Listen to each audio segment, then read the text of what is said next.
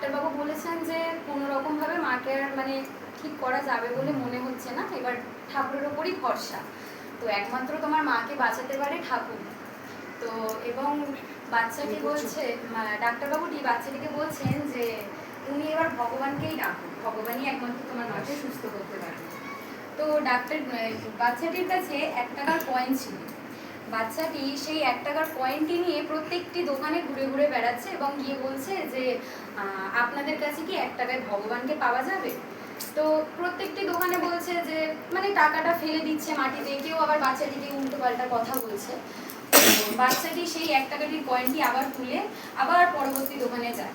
তো প্রত্যেকটি দোকানে এরকমভাবে তাকে তাড়িয়ে দিতে থাকে এবং সে গোনাগুনতি 30-40 খানা দোকানে ঘোরাঘুরি করে এবং একটি বৃদ্ধর দোকানে গিয়ে বলেন যে দাদু তোমার কাছে কি 1 টাকায় ভগবানকে পাওয়া যাবে?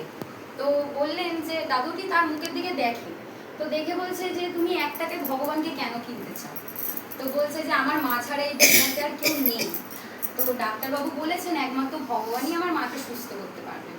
তো বাচ্চাটির হাতে সেই 1 টাকাটি বৃদ্ধ দাদুটি নিয়ে বললেন যে হ্যাঁ আমার কাছে পাওয়া যাবে। তো বাচ্চাটি 1 টাকার কয়েনটি দাদুর হাতে দিলেন। এবার দাদুটি 1 টাকার কয়েনটি নিয়ে দেখছেন যে তার কাছে তো 1 টাকার মানে জল ছাড়া বা তার দোকানে ঠাকুর দেওয়ার মতন কিছুই নেই, 1 টাকার কোনো কিছু দেওয়ার মতন নেই জল ছাড়া।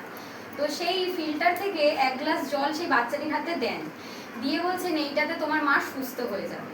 তো বাচ্চাটি কোনো কথা না বলে সেই 1 গ্লাস জলটি মায়ের কাছে নিয়ে গিয়ে মাকে খাওয়ান এবং ডাক্তারবাবুরা তার মায়ের অপারেশন শুরু করে। তো অপারেশন শুরু করে এবং তার মা সুস্থ হয়ে ওঠে। সুস্থ হওয়ার পর এবার হসপিটালের বিল তার মায়ের হাতে এসে দেন, দিতে এবার তার মা আবার চিন্তায় পড়ে যান যে এত টাকা বিল হয়েছে আমি কোথা থেকে দেবো, আমার তো সামর্থ্য নেই। তো এবং মাটি চিন্তায় পড়েন এবং ওখানকারই হসপিটালের এক কর্মী এসে বলছেন যে মা আপনাকে চিন্তা করতে হবে না, আপনার হসপিটালের বিল দেওয়া হয়ে গেছে এবং আপনাকে এই চিঠিটি একটা লোক দিতে বলেছেন। তো চিঠিটি খুলে মা দেখেন, চিঠিটিতে লেখা আছে আমাকে ধন্যবাদ জানানোর দরকার নেই, আমি তো কেবলমাত্র তোমাকে ঠাকুরই বাঁচিয়েছেন, আমি তো তার উপেক্ষা।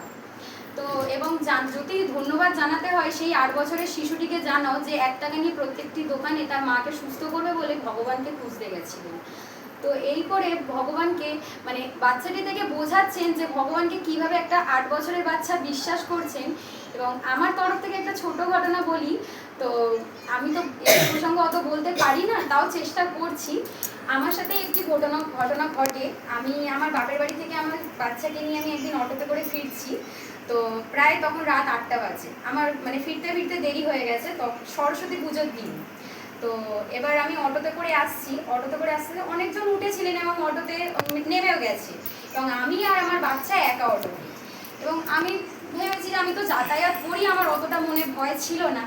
তো হঠাৎ দেখি আমি লুকিং গ্লাস থেকে দেখছি অটোওয়ালাটি আমার মুখের দিকে সমানে দেখেই যাচ্ছেন এবং আমি তো ভয় পাচ্ছি যে আমার বাচ্চা আছে ছোট, এবং আমি কি করব, আমার হাত পা কাঁপছে ভয় যে অটোওয়ালাটি দেখেই যাচ্ছেন। এবং রাস্তায় যখন আমি আসছি ওই দিকের দোকানপাট সব মানে বন্ধ, এবার সরস্বতী পুজো, এবার বিকেলবেলা তো সব তো বন্ধ, এবার যে যার দোকানপাট বন্ধ ছিল।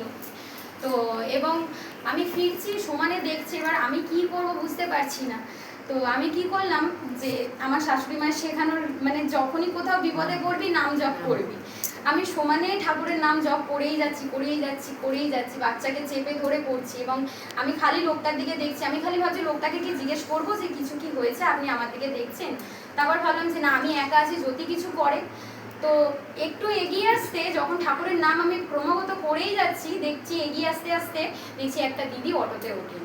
তো উঠতে আমার মনে মানে শান্তি এলো যে না, কেউ তো অন্তত অটোতে উঠেছে। এসে তারপরে আমি শ্রীবরামপুরে মোড়ে নামি এবং এই করে।